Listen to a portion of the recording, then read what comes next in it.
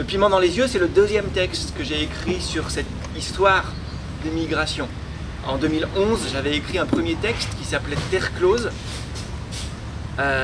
et qui parlait en 2011 de tous les murs qu'on est en train de construire entre les pays.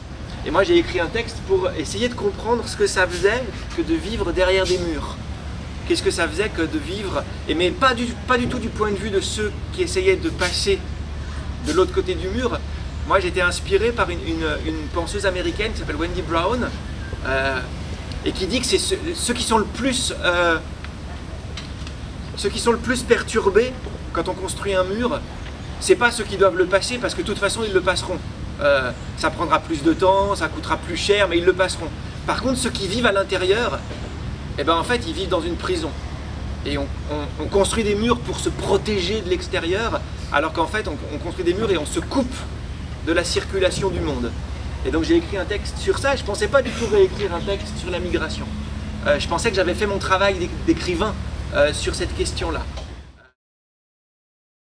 J'ai rencontré Mohamed Zampou, qui est l'humain qui a inspiré le personnage de Mohamed dans Du piment dans les yeux. Et je me suis dit que j'avais peut-être pas fini avec cette histoire de migration, qu'il fallait que j'y retourne un petit peu. Et puis j'ai écrit Le piment dans les yeux. Mohamed et Inaya, ils ont quasiment votre âge, quelque chose comme ça. Et tout seul, ils traversent la moitié du monde, tout seul. Ils bravent tous les dangers. Enfin, pour moi, il y a vraiment quelque chose de l'ordre de... Il y a quelque temps, on les aurait appelés des héros. Voilà. Et puis maintenant, on les appelle des migrants, des envahisseurs, des je sais pas quoi, voilà. Et moi, je voulais montrer en quoi faire ce voyage-là, c'était un acte héroïque. Et je voulais les transformer vraiment en héros, pour essayer de voir comment est-ce qu'on pouvait déplacer le regard, notre regard à nous. Et je pensais que j'avais terminé avec cette question-là, au théâtre, dans mon théâtre à Manches. L'année dernière, j'ai fait un an d'atelier d'écriture avec un théâtre en métropole. Et dans l'atelier d'écriture, il y a de plus en plus de jeunes qui sont venus écrire ou parler, et qui étaient des jeunes demandeurs d'asile qui arrivaient d'Afrique subsaharienne, du Nigeria, du Mali, de Guinée, ou de l'autre côté de l'Afrique anglophone, donc de Somalie, d'Érythrée. Et ils me parlaient tous de ce dont ne parle pas le piment, c'est-à-dire qu'ils me parlaient tous de la Libye, parce qu'ils étaient tous passés par la Libye et par les prisons libyennes, et ils me parlaient tous de la traversée de la Méditerranée. Vous savez, le piment, je l'arrête au moment où il faut traverser la Méditerranée. Vous avez joué la scène, la dernière scène que vous avez jouée, il n'y a plus Mohamed et Inaya, il n'y a plus que le cœur qui raconte cette histoire-là.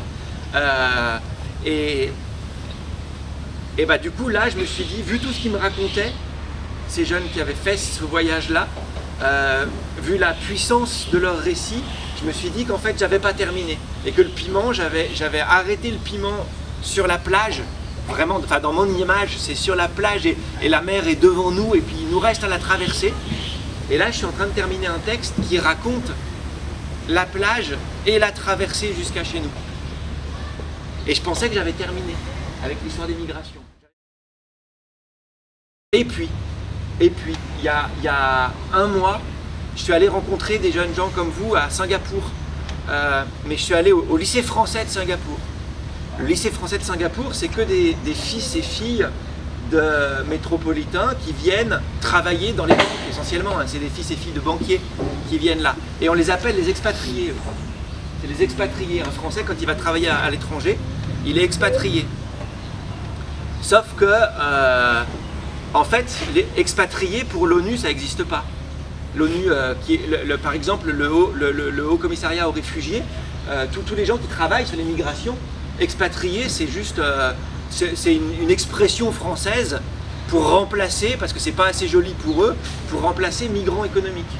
Mais en fait, les expatriés, les banquiers qui viennent travailler toute leur vie à Singapour, c'est des migrants économiques pour l'ONU. Et quand les jeunes à qui j'ai raconté ça, qu'ils étaient des migrants économiques, quand j'ai vu leur tête scandalisée, parce qu'ils n'étaient pas du tout des migrants, pas du tout, ils étaient des expatriés, c'était quand même autre chose.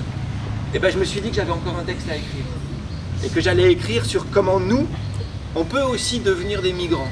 Et qu'est-ce que ça nous fait à nous français, avec nos papiers français, de devenir migrants, comment ça nous déplace et comment ça peut aussi nous permettre de déplacer notre regard sur les autres migrants qui n'ont pas les papiers français. Donc je sais que je vais écrire un 4e texte sur les migrants. Le migrant, c'est l'autre pour moi. Le migrant, c'est l'autre et c'est comment est-ce que je suis capable, moi, de rencontrer l'autre. Et est-ce que l'autre, c'est juste un ennemi ou est-ce que l'autre, c'est l'humain dans lequel je vais pouvoir me rencontrer et avec lequel je vais pouvoir construire une histoire commune. Et je pense que ça m'obsède parce que c'est cette figure-là et qu'il va falloir qu'on se coltine cette question de l'autre. Sinon, on va se préparer à un monde terrifiant. La façon dont on va réagir avec ceux qui sont les plus faibles dans la société, ça va traduire quelle image de la société on a et qu'est-ce qu'on veut comme monde demain. Et en France, actuellement, les migrants, par exemple, on met des enfants en prison. Il y a des enfants qui sont séparés de leur famille et ils ont 1 an, 2 ans, 5 ans et ils sont en prison tout seuls. On n'appelle pas ça des prisons, hein. On appelle ça des centres de rétention. C'est beaucoup plus joli. Mais en fait, c'est un endroit où il y a des barbelés, où c'est des militaires, des gendarmes qui gardent les gens, ils sont séparés, ils sont dans des cellules, voilà, c'est une prison pour de vrai. Hein. Ils n'ont pas le droit de sortir, ils ont aucun droit. Donc c'est des prisons, on met des enfants en prison, on sépare des familles, Est-ce qu'on peut appeler ça de la torture? On peut appeler ça de la torture physique. C'est-à-dire que on va les mettre à l'isolement, on va leur enlever des droits qui, il n'y a pas si longtemps que ça, on estimait être les droits fondamentaux de la personne humaine. C'est-à-dire que les États ont signé la Déclaration des droits de l'homme, par exemple, en disant ça, c'est ce qu'on va faire. On garantit, nous, dans nos pays, que jamais on traitera un humain autrement que comme une personne digne, qui a des droits, le droit à la défense, le droit à être toujours avec sa famille, le droit à l'éducation, voilà. Et actuellement en France, on est en train de complètement bafouer tout ce qu'on a dit, il n'y a pas si longtemps que ça, comme étant le socle inébranlable de l'humanité. Et moi ça me touche en ce sens-là, parce que je sais que si on se permet de faire ça à un humain, et ben dans pas longtemps, on va se permettre de faire ça à d'autres humains. Et ça se prouve tous les jours. Par exemple, il n'y a pas si longtemps que ça, ce qu'on appelle les violences policières, par exemple, on ne faisait jamais ça à des manifestants.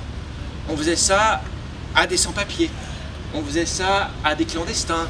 On faisait ça à des gens qui étaient vraiment relégués. Mais sauf que maintenant, on fait ça à tout le monde. Voilà. Et ce qu'on permet de faire aux plus faibles, dans pas longtemps, c'est à tout le monde que ça va arriver. Et moi, la question des migrants, elle m'intéresse pour ça. Parce que c'est les plus faibles dans nos sociétés. Et que si on ne soigne pas ce qu'on fait subir aux plus faibles, eh ben c'est la vision de l'humanité globale qui est modifiée. Et si c'est la vision de l'humanité globale qui est modifiée, eh ben c'est notre sort à nous dans pas longtemps qui va être touché.